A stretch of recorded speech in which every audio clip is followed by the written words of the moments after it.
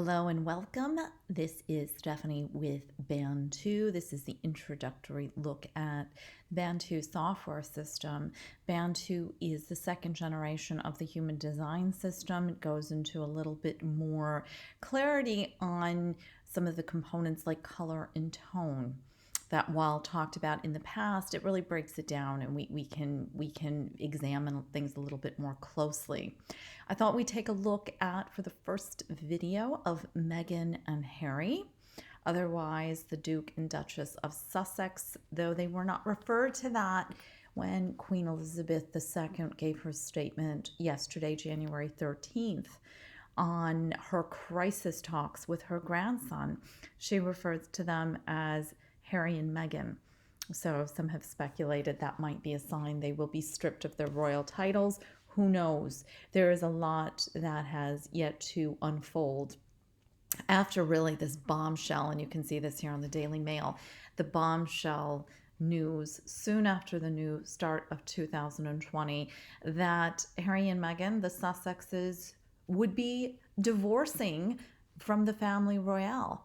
This is after about 20 months of marriage, less than 2 years. Meghan can't take it. The concerns and quotes in the media in the UK was that basically Harry had to do something, otherwise she was just really at wit's end. She's already gone back to Canada. So after they came to the UK and made their announcement that they wanted to be eventually stripped of all royal duties, privileges, payment, that they wanted to be as independent as possible, she flew back to Canada the next day on a budget airlines incognito. And she's somewhere in Canada with her baby son, their baby son Archie, and nobody even really knows where she is. She has been in hiding. I'll refer to that again, but it's so interesting to me, not just the news, but how it's come about. It's been only several months since they went on their big African journey down to South Africa, and there was a documentary on that which I recommend you watch, and again I'll be referring to in this video. But it's only been several months since then, and already she's off, and you can see that the press just went really wild about it, and they were in a tiz, because if you do look at the royal statement, and I'll see if I can pull this up here, and it's not perfect here. Let's see here. It is very clear that the Sussexes are doing this because they want a new media strategy. And this is on their website, historically, the understanding with the Royal Rota expects that if their Royal Highnesses were to release a photo that has never been seen, they would be expected to give the image to the Rota, of which 4 of the 7 are UK tabloids, simultaneously or in advance of their own release. This formula enables these select publications to profit by publishing these images on their website's front pages. Any breach in this understanding creates long-term repercussions.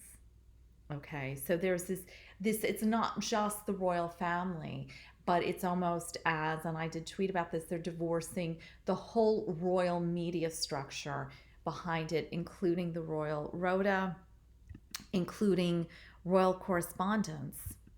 And I do apologize for it cutting off. I'm going to have to experiment with this a little bit more. But if you looked at their website, that, they were saying that it's just been really abused with how things are done in this royal media setup. Britain's royal correspondents are regarded internationally as credible sources of both the work of members of the royal family as well as their private lives.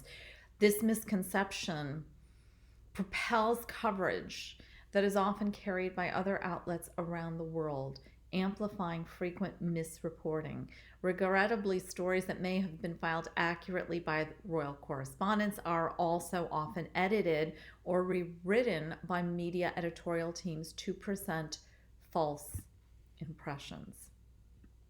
And you don't really have to go and dig too hard to find out some of the false impressions.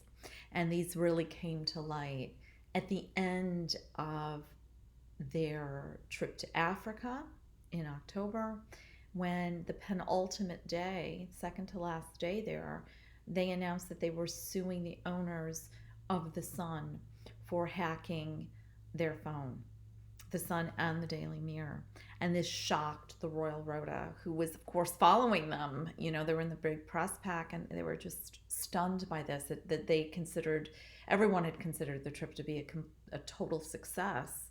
And then here they announce they're suing The Sun and the Mirror on the second to last day. Meghan, the Duchess of Sussex, sued the UK's Mail on Sunday as well. So this is an addition, claiming that the paper illegally published a private letter to her father. And then in an emotional statement in the autumn of 2019, Harry alleged the British tabloid press was waging a campaign against Meghan that mirrored the treatment meted out to his mother, Princess Diana, who died in 1997 when her car crashed as it was being chased by paparazzi on a motorbike. The prince said he felt reporting about his wife was, quote, bullying, and that he feared history repeating itself, a reference to his mother, Diana, who was the target of intense media attention. So anything we look at with Mayor Harry and Meghan too, it has to be looked at within the larger matrix here, this media matrix that we're living in and that they are really in the middle of. I, again, recommend that you look at Tom Bradby's documentary of them. And toward the end, Meghan gives a very heartfelt, really, to me, lays her heart on her sleeve about how difficult it's been. And it's very easy for us to sit here and go, oh, this is ridiculous, you're married to a prince. But when you are really in this eye of the storm, and we're going to look at her chart and just see the vulnerability there. These are just some links to the articles of some of those headlines I had. I thought this quote too by Harry was very telling. Now, I'm not sure where he was quoted. I've got the audio clip of him saying this. And basically, you would too if you knew. My mom taught me a certain set of values of which I will always try and uphold, despite the role in the job that sometimes that entails, if you know what I mean. But I think I will always protect my family. And now I have a family to protect. So everything that she went through and what happened to her is incredibly raw every single day. And that's not me being paranoid. That's just me not wanting a repeat of the past. And if anybody else knew what I knew, he'd probably be doing exactly what I'm doing as well. And this is in reference to them moving to Canada part of the time and extricating themselves from the UK and from his family, which he says he loves dearly, his grandmother and father and brother. But this to me really struck an ominous kind of tone. You'd be doing exactly what I'm doing if anybody else knew what I knew. The day that the Megxit, as the UK tabloids call it, is, funny enough, is the day that The Sun, which is one of the most popular UK tabloids, launched its US edition of The Sun, which I just thought was incredibly ironic, as this was the day they're trying to break into new press freedoms. This is the day Rupert Murdoch's UK Sun, and he also has The Sun in Australia and Ireland, launches in the US here. So just a bit of irony there. I'm going to close this down. And again, I apologize if this just seems a little clunky. It's my first time really doing this kind of video. And I'm going to close this down as well, but this just gives you an idea of the headlines on the day of.